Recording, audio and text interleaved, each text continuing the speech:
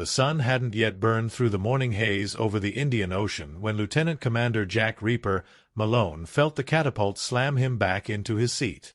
The F-14D Tomcat roared off the deck of USS Theodore Roosevelt, its twin General Electric F-110 engines screaming at full military power.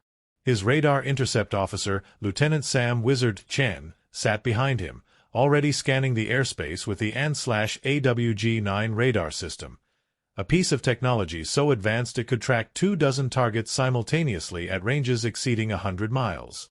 It was March 1998. The Carrier Strike Group was operating in international waters between the Arabian Sea and the Bay of Bengal, conducting what the Pentagon euphemistically called freedom of navigation exercises. But everyone aboard knew the truth. Tensions were boiling. India and Pakistan had just conducted nuclear tests. The Strait of Hormuz was a powder keg. China was flexing its muscles in the South China Sea. And Iran, always Iran, was playing its usual games with oil tankers and territorial claims.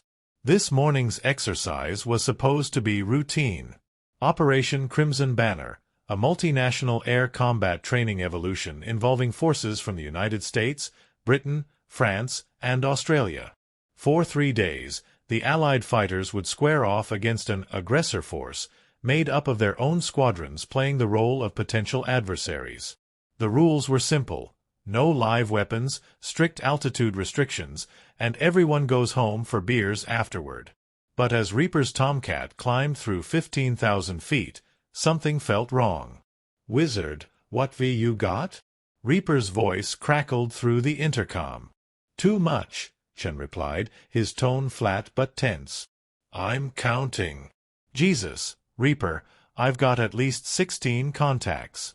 Multiple bearings. High, low, co-altitude."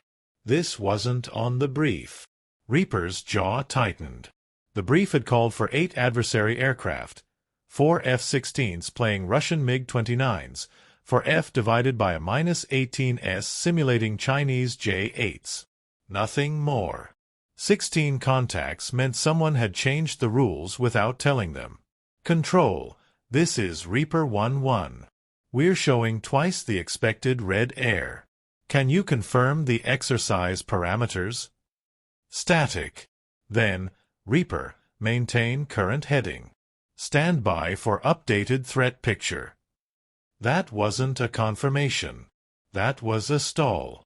Below them, the Carrier Strike Group steamed in formation, the Roosevelt at the center, flanked by cruisers, destroyers, and the British Type 42 destroyer HMS Gloucester. Somewhere out there, French Rafale fighters were launching from Charles de Gaulle, and Australian F divided by a -18s were vectoring in from their land base on Diego Garcia. The ocean was blue and endless, dotted with the white wakes of warships. It looked peaceful. It wasn't. Reaper's wingman, Lieutenant Smoke Ramirez, pulled into formation off his right wing. 2 more Tomcats followed, Brick Anderson and Hammer O'Neill. 4 F-14s. 16 unknown contacts. The math didn't inspire confidence. "Reaper, Wizard, I'm getting active radar from multiple sources. This isn't simulated. Someone's painting us with fire control radars." A chill ran down Reaper's spine. Fire control radar meant targeting systems. Weapons locks. In an exercise, you used your radar passively or briefly. You didn't light up opponents like Christmas trees unless you were serious, or unless you wanted them to think you were. "Who's lighting us up?" "Can't tell yet. Multiple waveforms. Some NATO standard, but—" "Reaper, I'm seeing at least one waveform that matches Chinese Type 1492 systems. And something that looks like Russian N019. Russian. Chinese. In an exercise with Allied forces. Control. Reaper 1-1. We are being targeted by non-Allied radar systems. Request confirmation that this is still an exercise." Another pause. Longer this time. When the voice returned, it belonged to a different person. Deeper, older, carrying the weight of command. Reaper, this is Battle Watch Captain. Exercise parameters have changed. You are cleared to engage all hostile contacts under rules of engagement Bravo 3. Weapons tight until otherwise directed. This is not a drill. Not a drill. The words hung in the air like smoke after a gun blast. Wizard's voice was steady, but Reaper could hear the tension underneath. Contacts are now at 70 miles and closing. Multiple groups.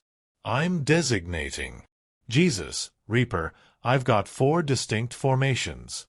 Bearing 035, 090, 140, and 270. They're boxing us in. 4 directions. 4 nations. Reaper's mind raced. This wasn't an exercise anymore. Somehow, somewhere, someone had decided to turn a training evolution into a live confrontation. Maybe it was intentional. Maybe it was a catastrophic miscommunication. Either way, 4 F-14 Tomcats were about to face off against aircraft from 4 different countries, all at once. The contempt he'd felt earlier that morning, sipping coffee in the ready room and joking about playing fighter pilot, evaporated like fuel vapor in an afterburner. This was real. His hands tightened on the stick. His breathing slowed. The training kicked in. All Reaper elements, this is lead. Combat spread. Check weapons status. We're going to war. 60 miles now. The contacts were closing at a combined speed of over 1,200 miles per hour. On Wizard's display, the radar returns formed a pattern that looked less like a training exercise and more like an ambush. The northern group, 4 aircraft in a loose finger 4 formation, was descending rapidly. The eastern group was climbing, trying to gain altitude advantage. The southern and western groups maintained level flight, acting as anvils to the hammer coming from above. Reaper, I've got IFF squawks from the northern group. British. Tornadoes. What the hell are the Brits doing in the Red Force? I don't know, but they're not responding to the IFF interrogation codes we were briefed with. Either their systems are malfunctioning or someone changed the codes and didn't tell us. Reaper's thumb hovered over the weapons selector. His Tomcat carried 4 AIM-54 Phoenix missiles, massive, long-range killers capable of engaging targets at over 100 miles. He also had 2 AIM-7 Sparrows for mid-range work and 2 AIM-9 Sidewinders for close-in knife fights. Under normal circumstances, he'd never fire a Phoenix in an exercise. The damn things cost more than a luxury car and were reserved for shooting down bomber formations or cruise missiles. These weren't normal circumstances. Control, Reaper. We have British aircraft behaving as hostiles. Request confirmation they are part of the Red Force. Reaper, stand by. We are attempting to contact HMS Gloucester and Charles de Gaulle. Be advised, we are experiencing communication difficulties with coalition partners. Communication difficulties. Military speak for nobody knows what the hell is going on. Smoke, you hearing this? Reaper called to his wingman. Loud and clear, boss. My Rio's picking up French radar too. Rafales at 80 miles, heading directly for the carrier group. They've gone active with their RBE-2 radars. That's not training behavior. No, it wasn't. In an exercise, you kept your radar in training mode, lower power, restricted modes. Full active radar meant you were simulating or conducting an actual attack. Reaper made a decision. All elements, split formation. Smoke, you and I take the northern group. Brick, Hammer, you've got the eastern contacts. We're going to bracket them, force them to react, and see if they break off. If they don't break off by 40 miles, we go weapons hot. Copy that. The 4 Tomcats spread out across the sky, each pair creating a 30-mile horizontal separation. From this geometry, they could engage threats from multiple angles, denying any single group of adversaries a clean shot. 50 miles. Wizard's voice was clinical now, emotions locked away behind professional discipline. Northern group is accelerating. Speed now Mach 1.2. They're not breaking off. I'm getting radio chatter. It's encrypted, but it's definitely British tactical frequencies. Try to raise them on guard frequency. Wizard switched to the international emergency frequency, 243.0 MHz, where all military aircraft were supposed to monitor. Attention unidentified aircraft bearing 035 from our position. This is United States Navy Tomcat flight. You are approaching U.S. carrier battle group conducting operations in international waters. Alter course immediately or you will be considered hostile. Acknowledge. Silence. Then, through the static, a voice with a crisp British accent. American aircraft, this is Royal Air Force Tornado Formation. We are conducting exercises as briefed. Remain clear of our operating area. Bullshit, Reaper muttered. They're coming straight at us. 45 miles. The northern group was now clearly visible on the Tomcats' tactical display. 4 targets in combat spread, exactly as they'd been trained to attack a formation. But why? What kind of exercise called for British aircraft to simulate an attack on an American carrier without prior coordination? Then it hit him. This wasn't an exercise gone wrong. This was a test. Someone, somewhere in the chain of command, maybe at NATO headquarters, maybe higher, had decided to run a no-notice readiness drill.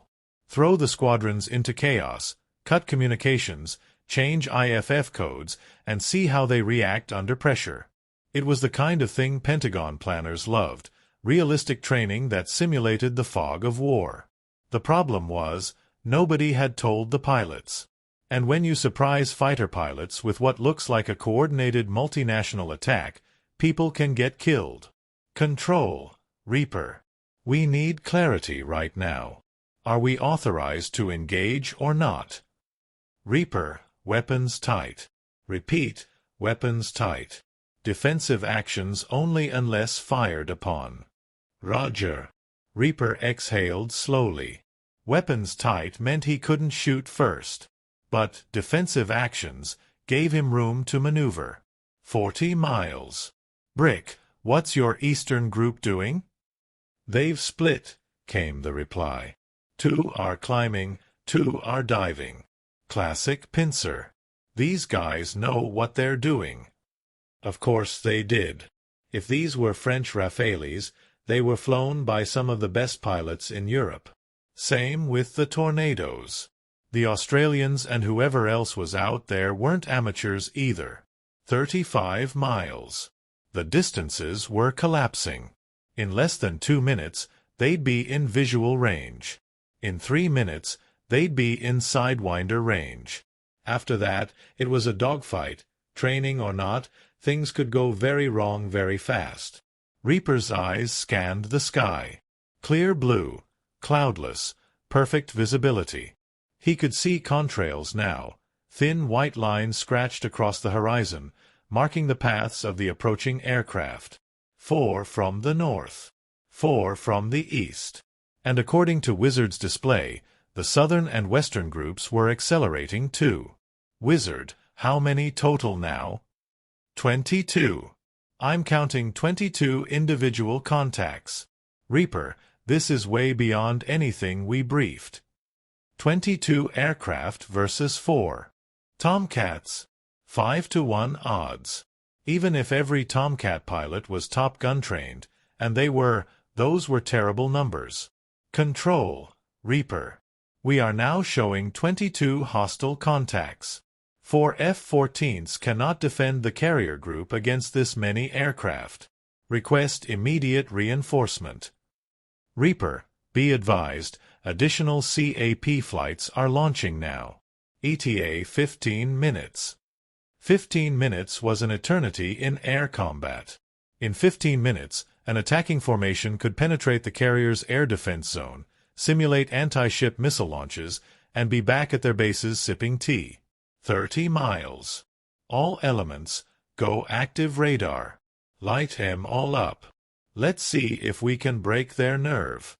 4/AWG-9 radars went to full power simultaneously, flooding the sky with electromagnetic energy. Every aircraft within 100 miles would see the Tomcats' radar locks, an unmistakable message. We see you. We're tracking you. We can kill you. For a moment, nothing changed.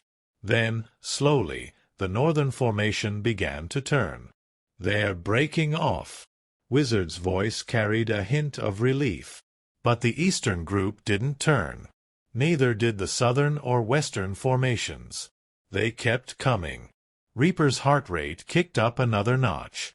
Brick, your guys turning? Negative. Still inbound. Speed increasing. 25 miles. This was it. The moment where training became reality, where simulation became confrontation, where the thin line between exercise and combat disappeared completely. Reaper armed his weapons systems. The Tomcats' displays changed, showing weapon envelopes, shoot cues, and probability of kill calculations. His finger rested on the trigger. Not squeezing. Not yet. But ready. Wizard, what are we dealing with from the east? Designating. I've got radar cross-sections consistent with Rafales. Definitely French. And the south? Smaller returns. Fast movers. Could be F-16s or, wait, I'm getting a waveform match. Australian F divided by a -18s. Jesus Christ. Reaper's mind was spinning. British tornadoes from the north. French Rafales from the east. Australian Hornets from the south. That was 3 nations. What was the 4th? Wizard, what about the western group? A pause. Then Wizard's voice, quieter now, almost disbelieving. Reaper, I think those are MiGs. 20 miles. The distance at which you could see aircraft with the naked eye if you knew where to look. Reaper strained his vision against the glare of the sun, searching for the glint of metal or the telltale contrail that would mark his opponents. Confirm that last, Wizard. MiGs. Radar signature matches MiG, 29 fulcrum characteristics. 4 aircraft. They're using N019 radars, same system India just acquired from Russia. Reaper, if those are Indian MiGs, this exercise just became a geopolitical nightmare. India. Pakistan was already on edge. China was watching. And now Indian fighters were squaring off against American carrier aircraft in international waters, with British, French, and Australian jets caught in the middle. Someone, somewhere, had made a catastrophic decision. Control. Reaper 1-1. Confirm we have Indian Air Force MiG-29s in the exercise area. This is not on any briefing materials. The response came back tight, clipped. Reaper, disregard previous transmissions. Weapons free. Repeat, weapons free. Engage all hostile contacts. Rules of engagement are now Alpha 1.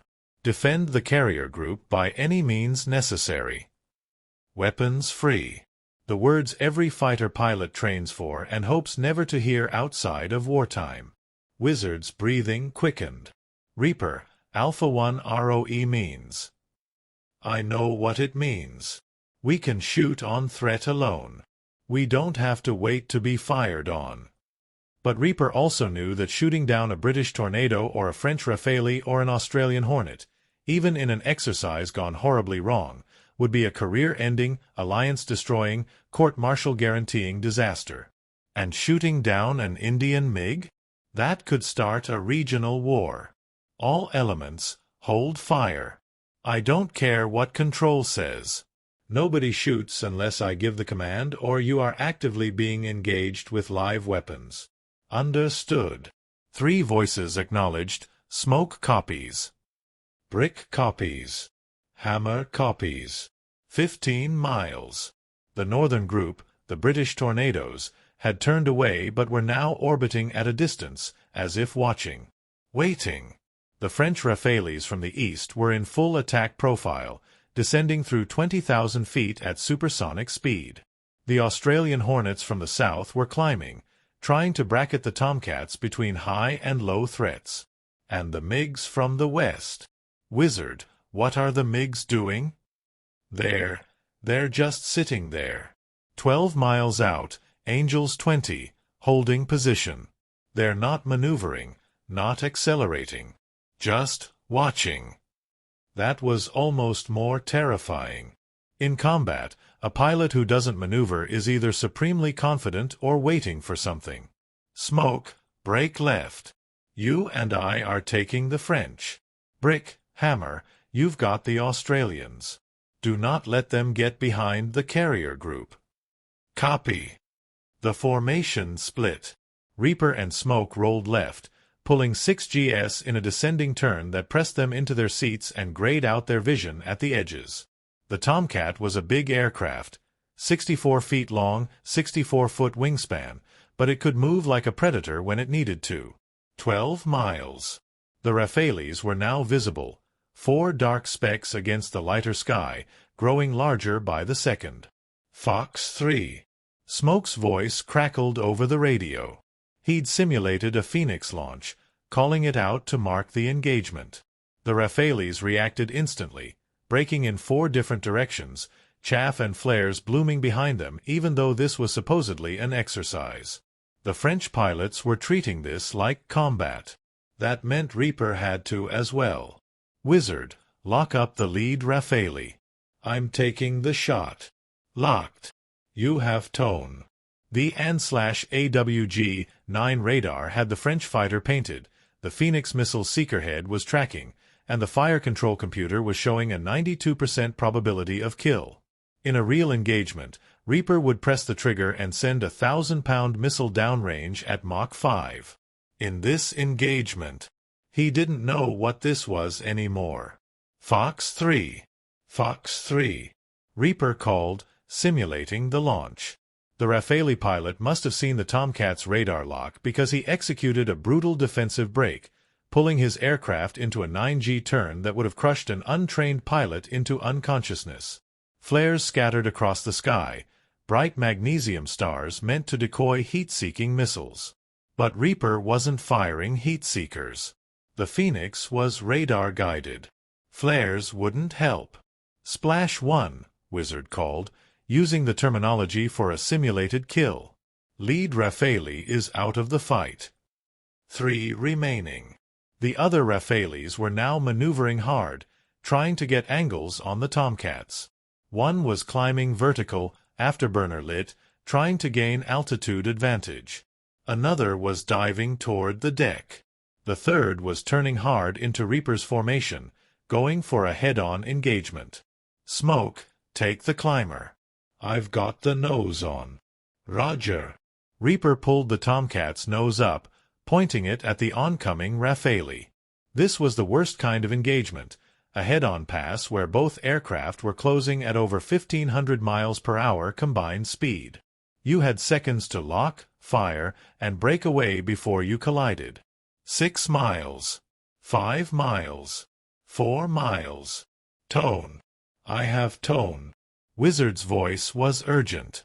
Fox 2. Reaper called, simulating a Sparrow launch. At the same instant, the Rafale pilot fired, a simulated Mica missile. Both weapons were now hypothetically in the air, tracking their targets. 3 miles. 2 miles. Brake right. Brake right. Wizard shouted. Reaper yanked the stick hard, rolling the Tomcat 90 degrees and pulling with everything the aircraft had. The G-forces slammed into him. 6, 7, 8 GS. His vision tunneled, the edges going black. His anti-G suit inflated, squeezing his legs and abdomen to keep blood in his brain. The Rafale flashed past, less than 1,000 feet away, a gray blur with the blue-white-red roundel of France visible on its wing. Did we get him? Reaper grunted, fighting to keep conscious. Negative. His Mica tracked us. We're both dead. Mutual kill. In a real engagement, both aircraft would be smoking craters. In this one, they were still flying but technically out of the fight. "Reaper, this is Brick. We've got problems. The Australians are fast and they're good. We're holding them off, but they're working us into the deck. And those MiGs are moving now. They're coming in from the west, fast and low." Reaper pulled out of his brake and assessed the tactical situation. It was chaos.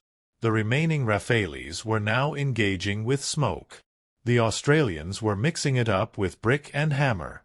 And 4 Indian MiG-29s were streaking in from the west at 500 feet above the ocean, using the sea clutter to mask their radar returns.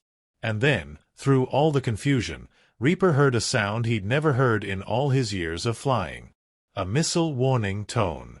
A real one. Not simulated. "Spike. Spike. Spike."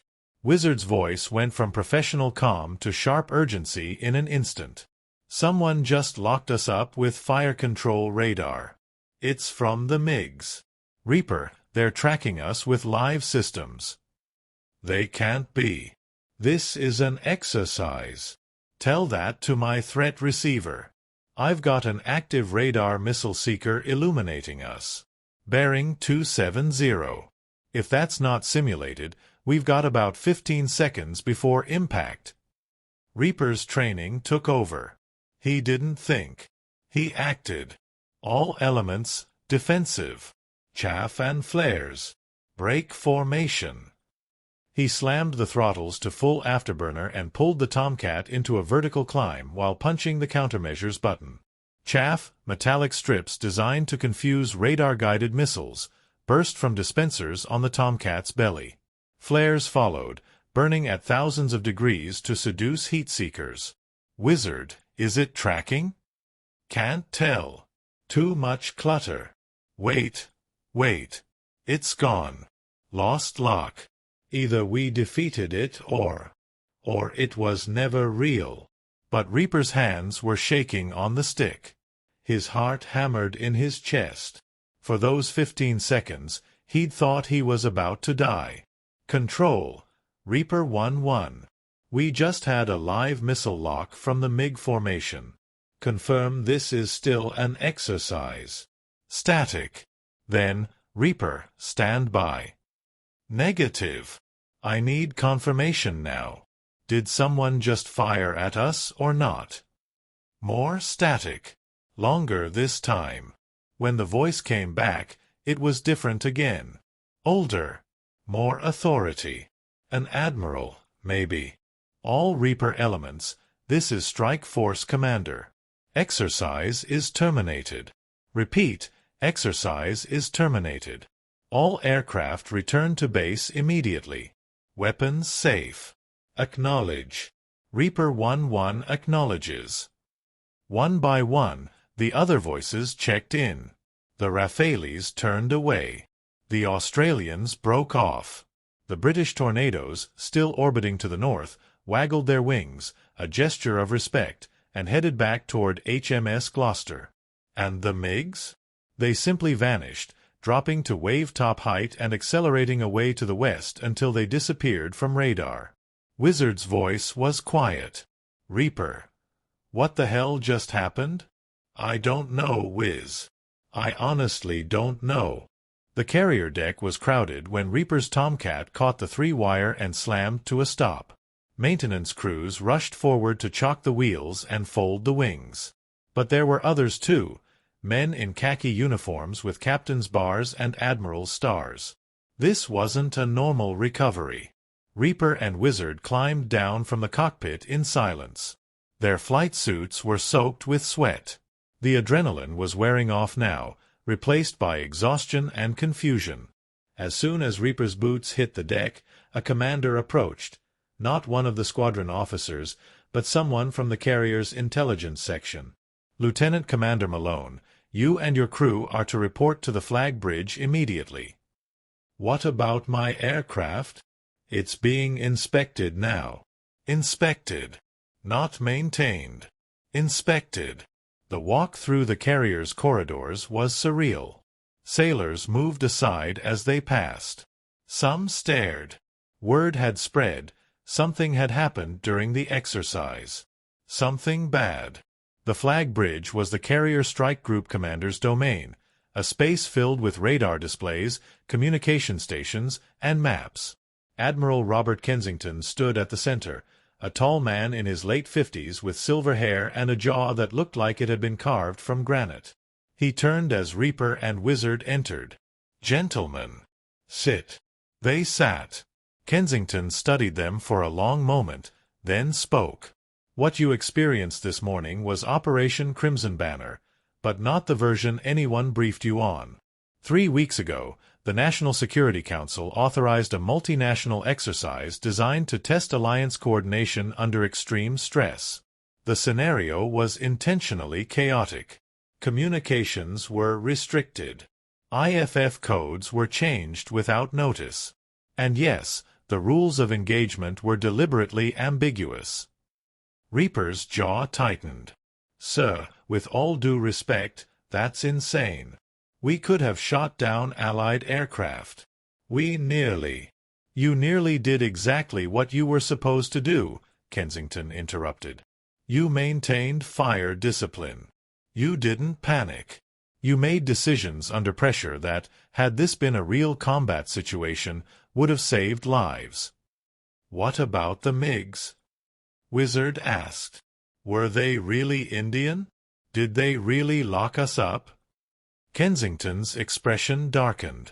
The MiG-29s were from a Joint Forces training detachment, Russian-built aircraft we acquired through back channels for aggressor training.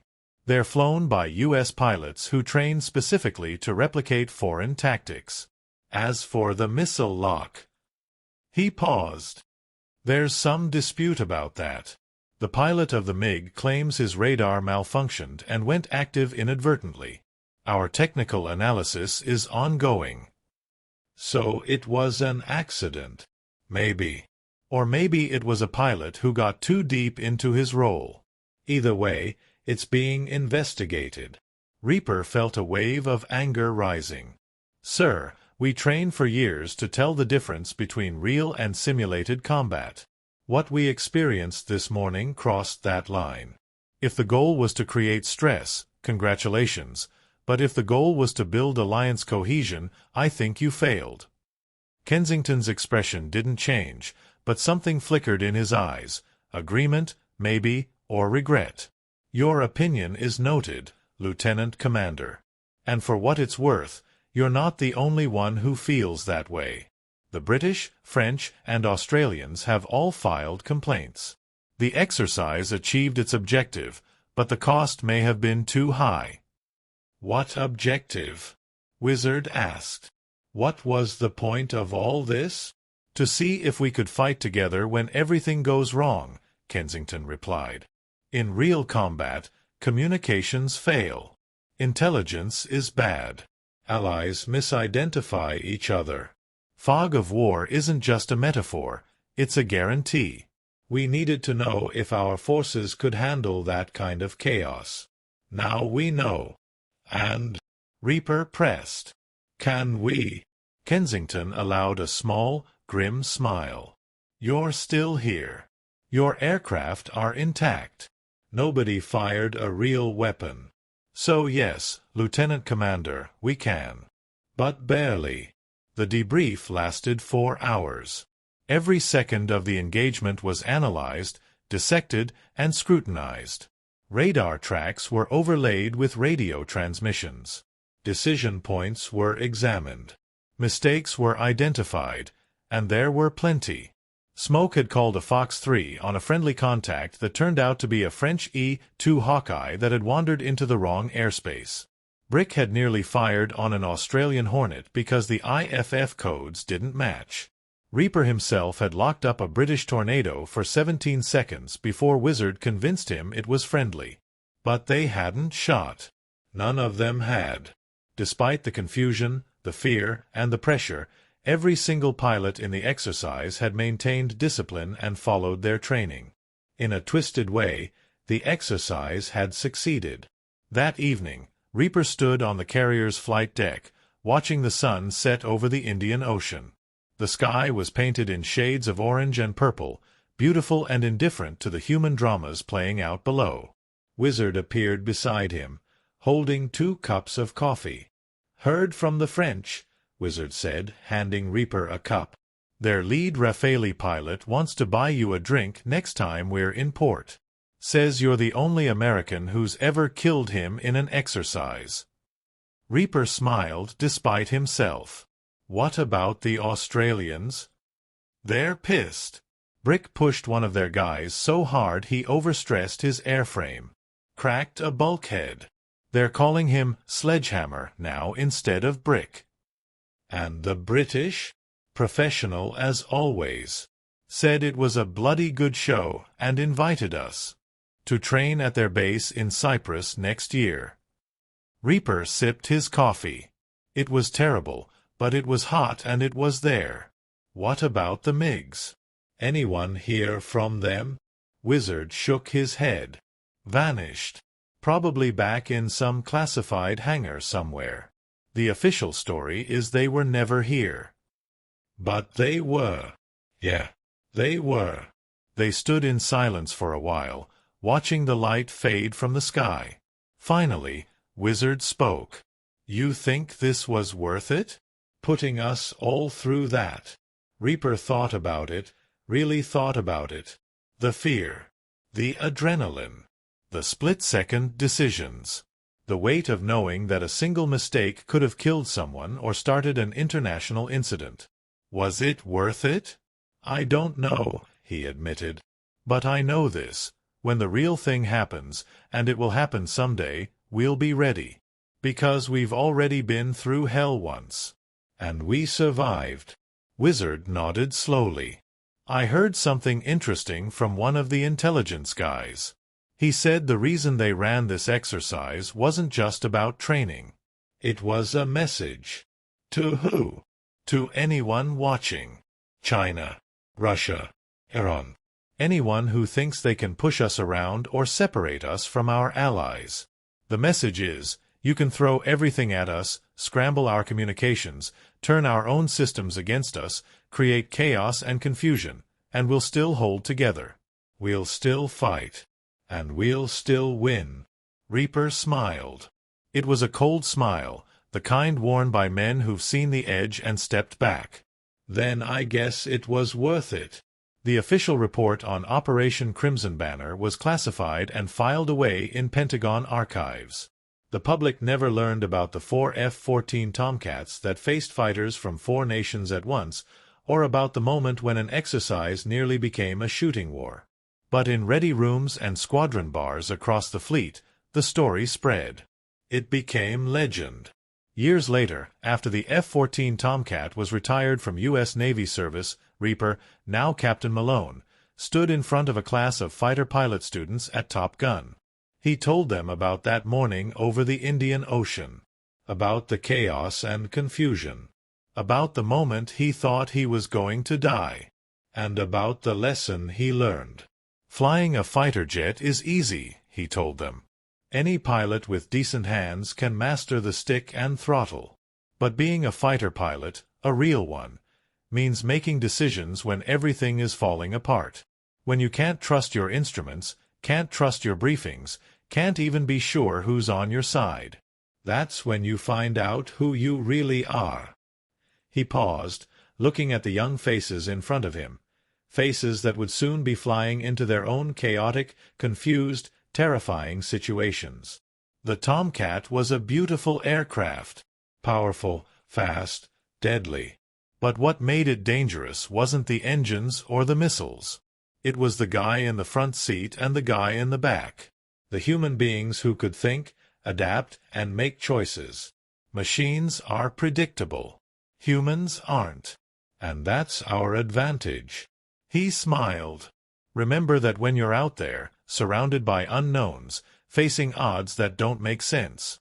Remember that someone before you has been there. And they made it through. So will you."